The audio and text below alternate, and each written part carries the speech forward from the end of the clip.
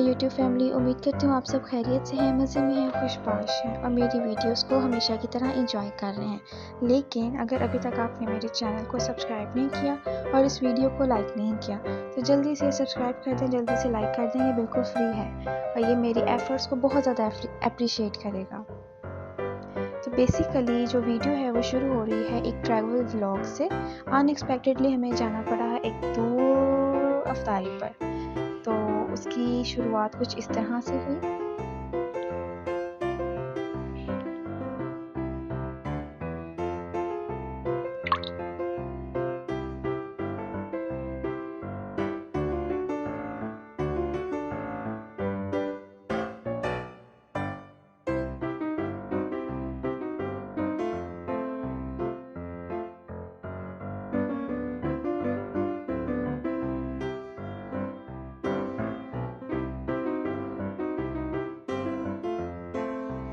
हुआ बस कुछ इस तरह से कि मेरी जो सिस्टर हैं, आपको पता है कि वो डॉक्टर हैं, वो आउट ऑफ सिटी होती हैं, तो उनको आने में ज़रा मसला हो रहा था क्योंकि हमारे जो मुल्क में एज़ यूजुअल हालात चल रहे हैं उसकी वजह से ट्रांसपोर्ट बंद थी और उन्होंने काफ़ी कोशिश की कि उनको किसी तरह से लोकल ट्रांसपोर्ट मिल जाए और वो आ जाए, लेकिन नहीं आया गया। इसलिए फिर हम लोग ने सोचा कि हम उनको ले आते हैं। तो बस ऐसे ही हुआ कि हम लोग सहरी करके सो गए और फिर थोड़े घंटों बाद पापा आया, कहते हैं कि चलो हम चलते हैं, उसको ले भी आते हैं और वहाँ पर सबसे मिल भी आते हैं, क्योंकि जहाँ पे मेरी सिस्टर काम कर रही हैं वहाँ पर ही मेरा ननिहाल है।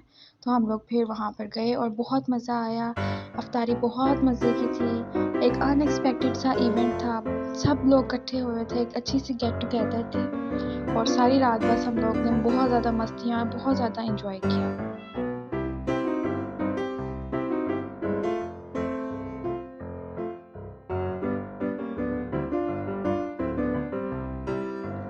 नेक्स्ट डे जो सा था वो था हमारा क्लीनिंग डे।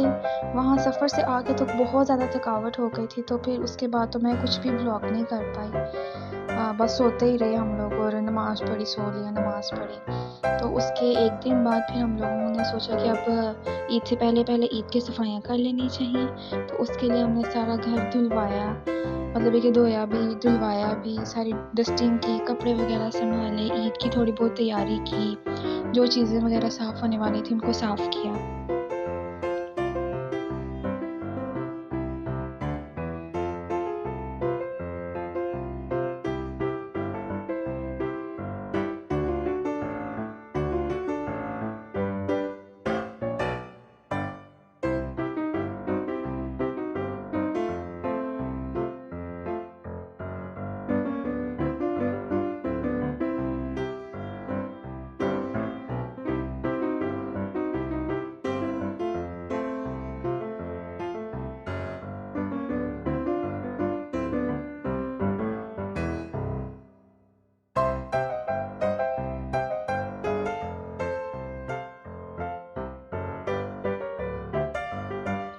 थोड़ी बहुत जो ग्रोसरी थी वो ख़त्म हो गई हुई थी, काफ़ी ज़्यादा पहले से पड़ी भी हुई थी, लेकिन थोड़ी बहुत जो चीज़ें थी जो हमें ईद के लिए चाहिए थी वो फिर मैं और मामा और मेरी आपी जो थी, नियर बाय एक बहुत बड़ा मार्ट है, वहाँ से हम लेकर आए और उसकी सेटिंग की।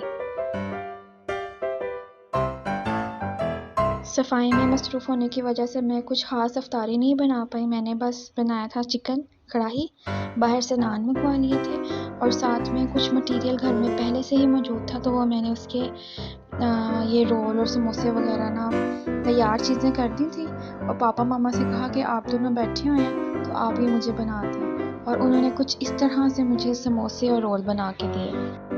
आप देख सकते हैं कि यहाँ पे हर किस्म का आपको शेप और साइज़ मिल जाएगी, और ये जो मुख्तलिफ शेप्स और साइज़ हैं ये मेरे पापा की जो आर्टिस्टिक पन था वो बाहर आ रहा था। हर तरह के उन्होंने शेप्स के मुझे समोसे, रोल और पता नहीं क्या-क्या बना के दिया। आप ये देख सकते हैं।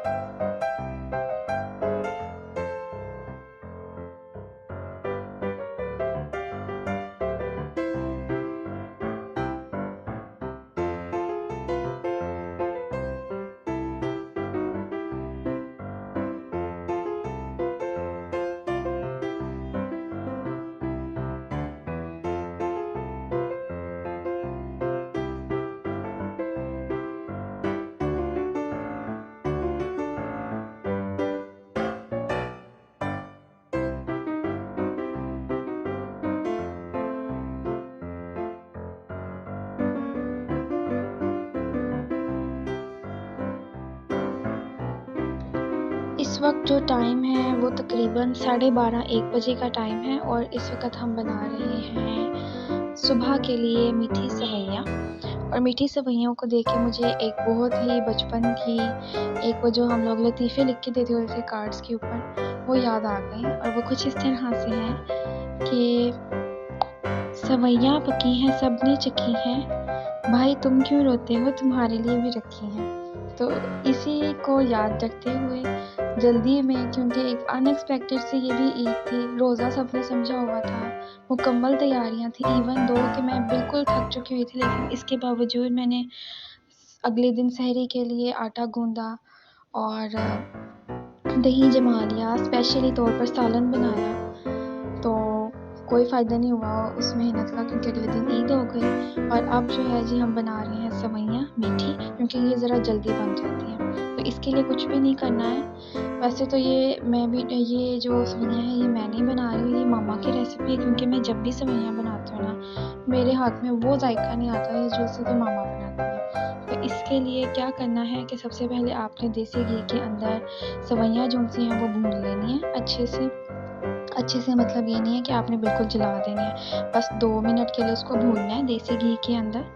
और उसके बाद आपने इसके अंदर दूध शामिल कर लेना है, फिर चीनी शामिल कर लेनी है और इसको पकाना है। दूध को थोड़ा सा थिक कर लेना है और सेवइयाँ जब अच्छे से पक जाएं और आपकी पसंद की कंसिस्टेंसी आ जाए तो आपने चूल्हा बंद कर देना है। यहाँ पर मैं जो हूँ वनीला एसेंस इस्तेमाल कर रही हूँ। आप चाहें तो आप वनीला एसेंस भी इस्तेमाल कर सकते हैं, कुल्फ़ा एसेंस भी इस्तेमाल कर सकते हैं। और आपके पास अगर ये दोनों चीज़ें नहीं हैं तो आप जब भुनाई कर रहे हो सेवइयों की, आप उसके अंदर इलायची भी शामिल कर सकते हैं। लेकिन हम लोगों को ज़्यादा इलायची का फ्लेवर पसंद नहीं है, वनीला का फ्लेवर बहुत ही मज़े का लगता है। कभी आपको मौका मिला तो आप ट्राई ज़रूर करिएगा वनीला एसेंस डाल के। वो बिल्कुल खोया जो है ना, खोए का जायका आता है, खोए का फ्लेवर आता है। तो मैंने बस इसके अंदर एंड पे जब सेवइयाँ बिल्कुल अच्छे से पक जाएंगी तो फिर इसके अंदर वो शामिल कर देना।